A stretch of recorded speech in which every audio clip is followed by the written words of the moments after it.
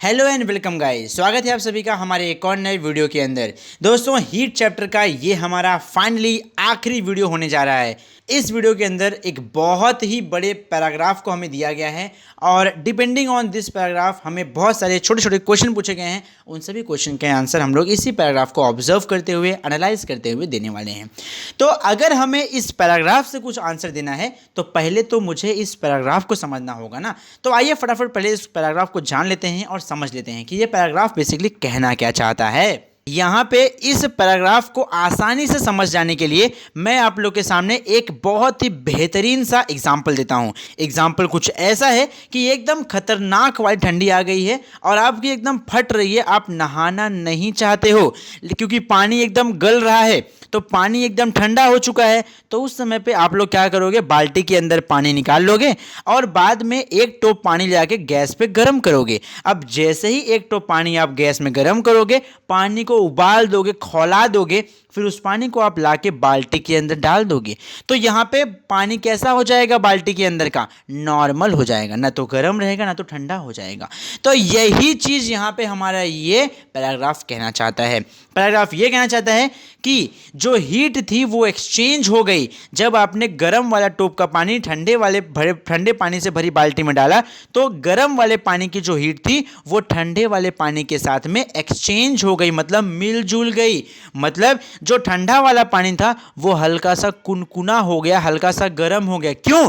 तो यहाँ पे ठंडे पानी ने हीट को गेन किया, उसने हीट को बाहर से लिया और गर्म पानी ने अपनी हीट को बाहर दिया। तो ये जो हमारा लेन देन का प्रोसेस चला है इसे ही हम लोग कहते हैं हीट एक्सचेंज। और यहाँ पे जो टेम्परेचर का लेन देन और जो बदलाव हो रहा है, जो हीट का चेंजेस हो रहा है, ये तब तक चलेगा जब तक उन दोनों का टेम्परेचर सेम ना हो जाए। मतलब गर्म वाले पानी का जो आपने अभी भी टोप में लेके आए और बाल्टी के अंदर जो ठंडा पानी था, अगर जब तक इन दोनों का टेम्परेचर सेम नहीं हो जाता है तब तक हीट एक्सचेंज दोनों के बीच में लगातार चलते रहने वाला है। और यहाँ पे अगर हम पैराग्राफ को एक बार फिर से पढ़ें तो पैराग्राफ हमें यह कहता है, अब जो बाल्टी के अंदर ठंडा पानी था और उसके अंदर जो आपने गर्म टोप डाला है, उन दोनों को आप लोग एक लकड़ी का बक्सा लो, मतलब हीट रेजिस्टेंस बॉक्स। तो हीट रेजिस्टेंस क्या होता है, लकड़ी होता है, क्योंकि लकड़ी क्या है, मेटल नहीं है। तो ये क्या होगा, हमारा bad conductor of heat electricity होगा।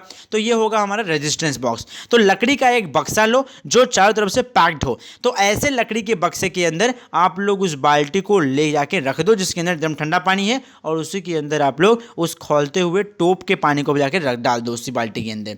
तब वहाँ पे आप लोग ऑब्जर्व करोगे कि जो हीट होगी वो एक्सचेंज नहीं होगी। हाँ, तब वहाँ पे आप लोग ऑब्जर्व करोगे कि जो हीट होगी वो सराउंडिंग में फ्लो नहीं होगी, वो हीट उस बाल्टी के अंदर ही, मतलब डब्बे के अंदर ही रहने वाली है। और जब आप डब्बा खोलोगे तो आपको भाप लगेगा, आपको स्टीम लगेगा, आपको भाप वहाँ से बहुत सारा निकलता हुआ दिखाई देगा। मतलब जब आप लोग डब्बा खोलोगे तभी ही हीट सराउंडिंग में रिलीज होगी। जब तक आप डब्बा नहीं खोलोगे तब तक हीट सराउंडिंग में रिलीज नहीं होगी। तो आई होप आप लोग पैराग्राफ को समझ चुके होंगे। एंड आइए देखते हैं अब इसके ऊपर क्या क्वेश्चन हमसे पूछा गया है। पहला क्वेश्चन हमसे ये पूछ रहा है कि भाई यहाँ पे हीट कहाँ से कहाँ ट्रांसफर हो रही है। आइए जानते हैं फटाफट इसका आंसर। वैसे तो क्वेश्चन बहुत ज़्यादा बेवकूफ़ी भरा क्वेश्चन है, क्योंकि हमने पैराग्राफ पढ़ के पहले ही समझ लिया कि हीट हॉट ऑब्जेक्ट से कोल्ड ऑब्जेक्ट में ट्रांसफर होगी। ऑब्वियसली कॉमन सेंस की बात है। तो ये बेवकूफ़ी भरा क्वेश्चन हुआ कि नहीं हुआ, लेकिन फिर भी ये पूछा है तो आंसर देना ही पड़ेगा। तो आइए देखते हैं दूसरा क्वेश्चन। दूसरा क्वेश्चन हमसे ये पूछ रहा है, which principle do we learn about this process. ये क्वेश्चन थोड़ा सा लग रहा है यार तुम लोग के लेवल का। यह क्वेश्चन ये पूछ रहा है कि ये जो पूरा सिस्टम यहाँ पे, जो पूरी घटना यहाँ घटी है, ये कौन से प्रिंसिपल के ऊपर बेस्ड है।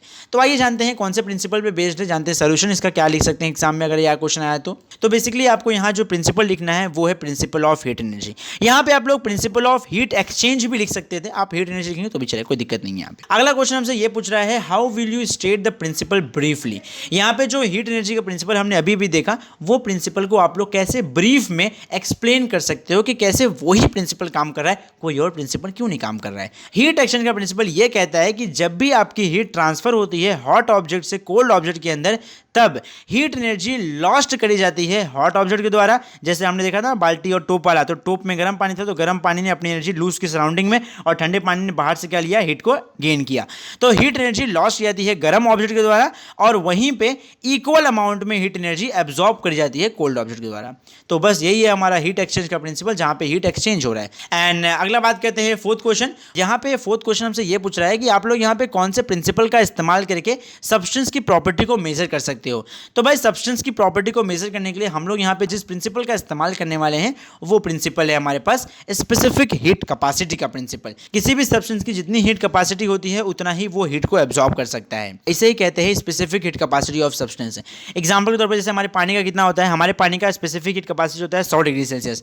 मतलब हमारा पानी 0 से लेकर 100 तक गर्म करोगे गर्म होगा होगा होगा होगा, लेकिन जब आप 100 से भी ऊपर गर्म करोगे तब सारा पानी हमारा टूट जाता है और टूट के वेपर के फॉर्म में वेपर के फॉर्म में वेपर बन के उड़ जाता है। तो इसे कहते हैं उसकी स्पेसिफिक हीट कैपेसिटी, मतलब एक लिमिटेड अमाउंट, एक लिमिटेड टेम्परेचर जिसके बाद सब्सटेंस हमारा अपना प्राण त्याग देता है, अपना आपको मार देता है, शहीद हो जाता है।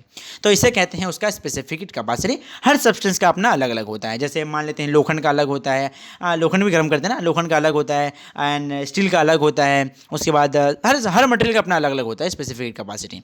सो यार कुछ इस तरीके से हमने अपना जो चैप्टर 5 हीट है इसे पूरी तरीके से सक्सेसफुली खत्म कर दिया है। एंड अब बात आती है हीट चैप्टर के न्यूमेरिकल्स की। तो आपको सारे चैप्टर के न्यूमेरिकल, चाहे वो हीट के हों, चाहे वो फोर्थ चैप्टर जो था आपका करंट इलेक्ट्रिसिटी, सारे के सारे न्यूमेरिकल आप लोग को मैं एट द एंड दूंगा। जब आपका एग्जाम आने वाला होगा उस समय मैं आपको सबको प्रोवाइड कर दूंगा।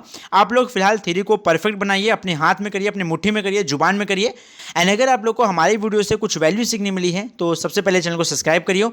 हाँ, तो सबसे पहले चैनल को सब्सक्राइब करियो। एंड अब हम मिलते हैं आपसे अगले चैप्टर, जो कि हमारा चैप्टर नंबर 6 है, रिफ्लेक्शन ऑफ लाइट के साथ में। एंड अगर आप लोग को वीडियो में बताई गई बातों के नोट्स चाहिए तो आप लोग हमारे टेलीग्राम पे आ सकते हैं, उसका लिंक आपको डिस्क्रिप्शन बॉक्स में मिल जाएगा।